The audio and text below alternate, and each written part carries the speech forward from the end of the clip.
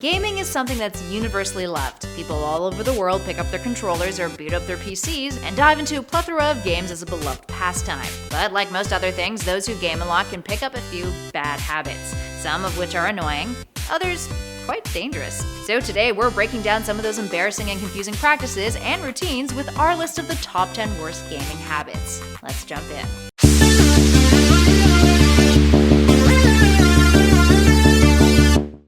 Starting us off at number 10, quitting early. You know what's frustrating? A sore loser. This is a problem that's plagued games like Halo for a long while now. People who dip out when they've clearly lost, making it impossible to actually finish the damn game. This isn't too terrible when you're playing a game that allows others to join mid-match or session, but one-on-one becomes impossible when you're constantly dealing with this kind of behavior. Accept your failures, friends. If it was real life, you wouldn't be able to run away. Up next, number 9, take all of the things. When it comes to RPGs like Skyrim or Fallout, when you can pick up whatever your heart desires, it's really hard to not accumulate an inventory of useless stuff. So what if I'm carrying around a bunch of goat cheese wheels? What's it to you? Who knows when you'll need that extra 15 health points boost, right? Hoarding never really helps much, and depending on the game, if you refuse to throw away all of your cast iron pots or rolling pins, well, you're gonna find yourself slowed down and lacking the space when you really need it. In the long run, maybe it's best to kick that habit sooner or later. And don't even get us started on hoarding all of the good objects in multiplayer games. That's just cruel. And at number 8, friendly fire. Speaking of multiplayer games, just because your team is a few points down doesn't mean it's the end of the world. You can turn that around. It's not impossible. Makes for a more interesting game, really. But you know what does make that impossible? When you decide to start firing and killing off your own teammates, just because you feel crappy about seemingly losing. Not only is it counterproductive, it's super immature. And of course, if you're shooting at your teammates, they'll shoot back at you. And next thing you know, everything has gone to shit just because one dude felt inclined to be an asshole. Don't be that asshole. And at number 7, plug it in. If you live with someone else who games alongside yourself, whether that be a family member, a significant other, or roommates, this may be a problem that you commonly encounter. And if you don't, you're lucky. So imagine this. You come home, all you want to do is play whatever title it is that's enchanted you at the moment, and as you turn on your console, what do you notice? System boots up, but almost immediately after, you're notified that your wireless controller needs to be plugged in. First off, how hard is it to charge the damn thing every now and then? Second, yeah, it's partially your own fault for not having a second controller, but sometimes if you're real unlucky, both won't be charged. Also, yeah, they're pricey if we're being perfectly honest about it. Either way, always charge your controllers, friends. Or get an extra long cord. No one wants to sit that close to the TV while they game. And no one really wants to start a game and get really into it and find out that their controller is dying right when it's the most important part ever. Clearly had some issues with this in the past. And at number 6, overachiever. There's nothing wrong with wanting to complete a game. Like the full 100%.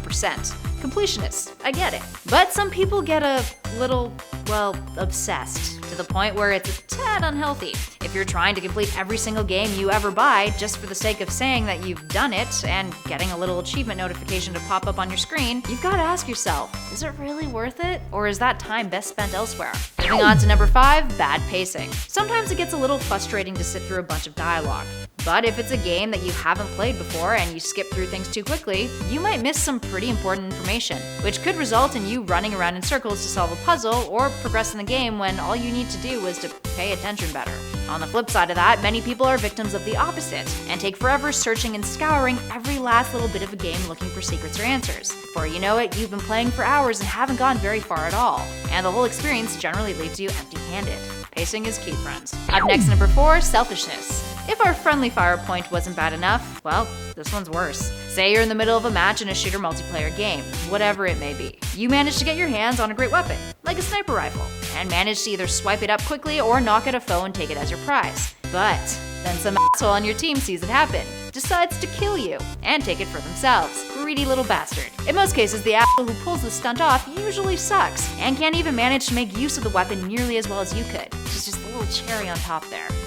Moving on to number 3, headset debauchery. Sure, watching YouTube videos where players troll angry little kids can be quite fun, but having to listen to people act like morons while you're playing, well, it's kind of annoying. But perhaps the worst thing is people who just want to harass others, or just be flat out racist and sexist. Like, come on man, we're here to play a game, not to listen to you dish out on all the things you hate about a certain race or why women suck because you can't get laid. On the flip side of that, if you're playing online multiplayer games and not using your headset to communicate with your team, that's often been a major pet peeve of many a player. But considering what we said above, hell, can you blame some of them? Moving on to number 2, hopping on trends. Remember how great VR chat was before Uganda Knuckles? Remember how shitty it became after Uganda Knuckles? Yeah, many people began to complain of how people who had hopped on the Uganda Knuckles bandwagon were just harassing users on VR chat for the sake of it. It wasn't just fun in games anymore. The meme had gotten out of hand. You couldn't even really play the game and interact with other people without having people make spitting noises at you. And that's not even addressing how many people felt it was racist. It's a whole other Pandora's box.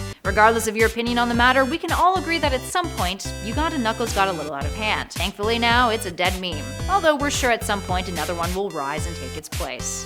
Meme responsibly? The queen has been assassinated. You must return to Uganda. And finally, in at number 1, not staying alive. Quite literally. Perhaps the worst habit a gamer can have is becoming so addicted to a game that they refuse to get up, eat, drink, or just flat out go outside and get some fresh air. Most deaths associated with video games are not because of violence inspired by Grand Theft Auto, contrary to what some conservative viewpoints may preach. Instead, a lot of the more infamous video game-related deaths are because a gamer wouldn't get up from playing. One man in Virginia Beach died after engaging in a video game marathon for charity, having not slept for 22 hours, and consuming Red Bull and 5-hour energy drinks in order to stay awake. Gaming binges in Taiwan took the lives of 2 men, the first playing for 5 days straight in an internet cafe, the second dying from cardiac arrest after a 3-day binge. And there's a lot more, the list goes on. Moral of the story, get up and walk around a bit, no matter how addictive the game you're playing becomes. Alright, there we have it, friends. What are your terrible habits? Give us a shout in those comments below and let us know. If you dug this video, spread the love, hit that like button, and be sure to click on subscribe for more gaming videos, from lists to news to highlights and more. In the meantime, thanks for watching everybody. I'll catch you all in the next video.